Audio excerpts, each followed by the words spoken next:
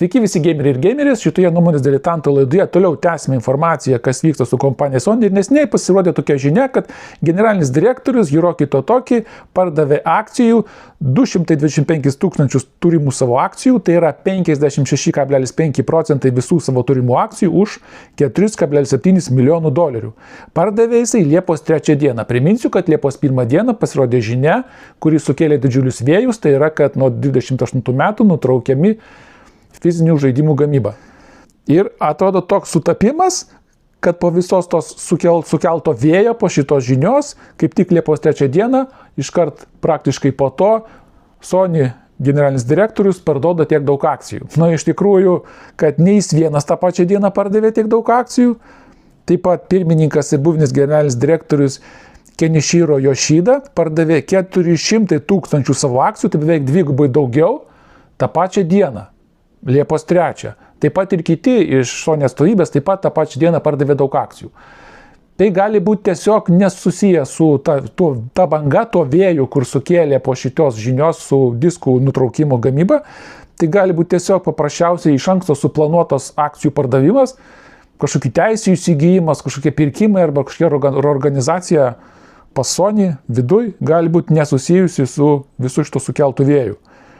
Gali būti su to niekaip nesusiję, nors aišku, pirmoji mintis, kuri kyla, tai kad sužinoja, kad greičiausiai akcijos Sony kris, jie visi dabar suskuba parduoti. Nu, kaip iš tikrųjų neaišku, bet tai gali būti iš anksto suplanuotas veiksmas, kadangi tą pačią dieną tiek daug parduoda iš vadovybės akcijų, tai greičiausiai tai iš anksto suplanuotas kažkoks veiksmas Sony kompanijai, tai gali būti nesusijęs su visu to vėju, kuris dabar kyla. Iš tikrųjų, man atrodo, kad Sony visiškai niekaip nereaguos į visą tą vėją, kuris čia kyla, ir peticijos, kurios ten per 100 tūkstančių, man atrodo, pasiekė pasirašytų, tai man atrodo, čia visiškai su tuo Sony į tai nekreips dėmesio. Man atrodo, paminėsit mano diletanto žodį, kad Sony į tai nekreips dėmesio jokio, jeigu kas nors kitas nepadarys savo įmą, kaip sakiau, konkurencija kažkokia. Nebus, jie elgsis taip, tarsi nieko nebuvo, aš praktiškai įsitikinęs.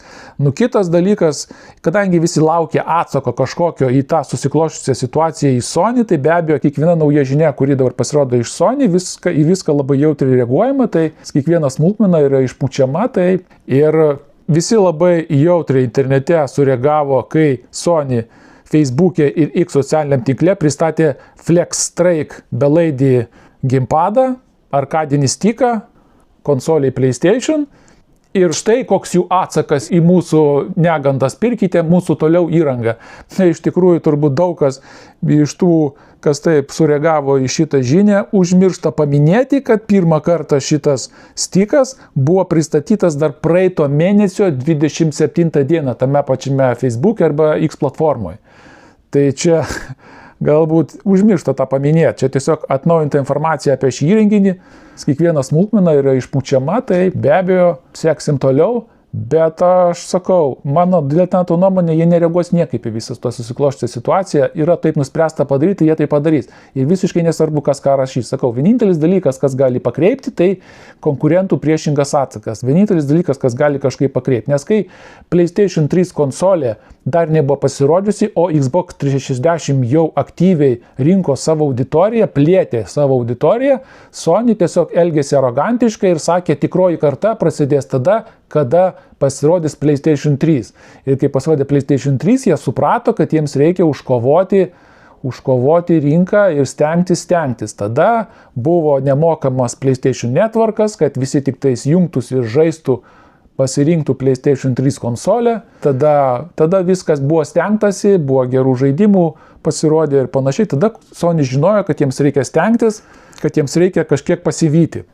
Be abejo, stebėsim, kas vyks toliau. Aišku, PlayStation šitam pačiam platformose, socialiniuose tinkluose vėlgi ten yra krūva trailerių, į kuriuos niekas niekaip nereaguoja, kad jie pasirodo, bet kai pristatė naują įrangą, visi stipriai sureagavo. Tai sakau, pakartosiu dar kartą savo nuomonę diletanto, kad jokio atsako iš Sony nebus.